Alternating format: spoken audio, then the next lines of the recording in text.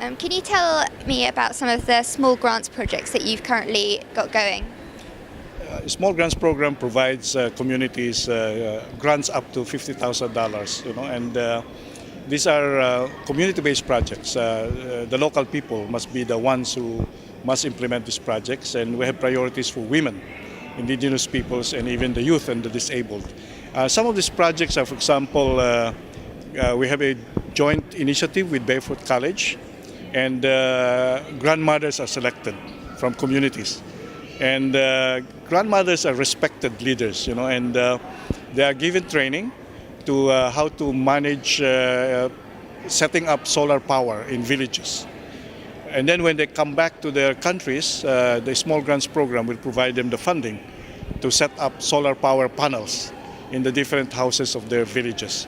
It's very successful, because it's not only providing electricity so that the children can read at night and study at night, and then the women can have extra hours for livelihood.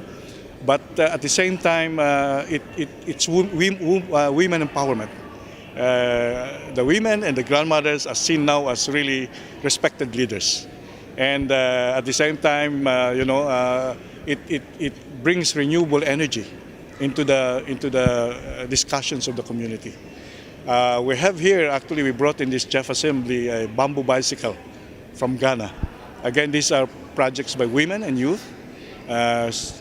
It's not only creating employment, but at the same time, it supports a bamboo plantation that reduces, that helps reduce carbon dioxide. And the bamboo bikes actually is less pollutive than when you make the regular steel bike. And it provides renewable, sustainable transportation for the community. We also have a project we titled Community-Based Adaptation. When climate change comes, the result are extremes of weather. And first ones that are hit by extremes of weather, typhoon, droughts, are the local people. So the local people must be trained, and they have to build their capacity to deal with these impacts of climate change. So we call it community-based adaptation. So people will learn how to bring back, their water wells, how to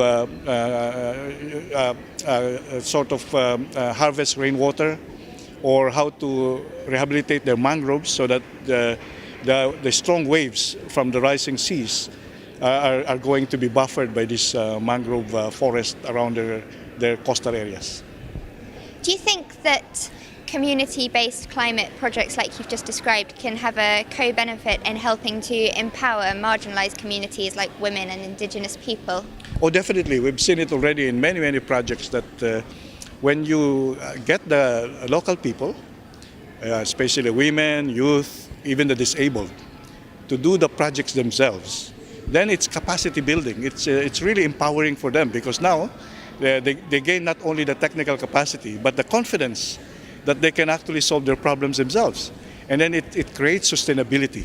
In fact, the evaluation of the GEF Independent Evaluation Office have shown that there's much more sustainability with small grants projects because of the ownership by the local people of these types of projects. Could you say then that climate change and tackling climate change is in some ways helping to create more enlightened societies that are more accepting of these kind of groups? Yes, because as I've said, once you do the project yourself, the first thing that would have to happen is awareness raising, and really building that capacity to put into action what you have learned.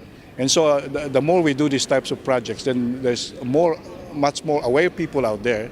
And not only aware people, but also leaders, people that are willing to fight for the environment. And, activists like us usually say that, in fact, environmental protection is not only a campaign or a debate or a fight. It's really a struggle. It will take a long time to really win this fight for the environment. And so, it's very important that you have aware people and also people that will become leaders of environmental protection. Do you think talking about these co-benefits, you hear about the co-benefits of air pollution, but also the social benefits of tackling climate change, could be a strong way that people arguing for this agenda could confront climate change deniers? Yeah, in fact, that's the only way to go. You have to have co-benefits. In fact, we sometimes call it a win-win situation.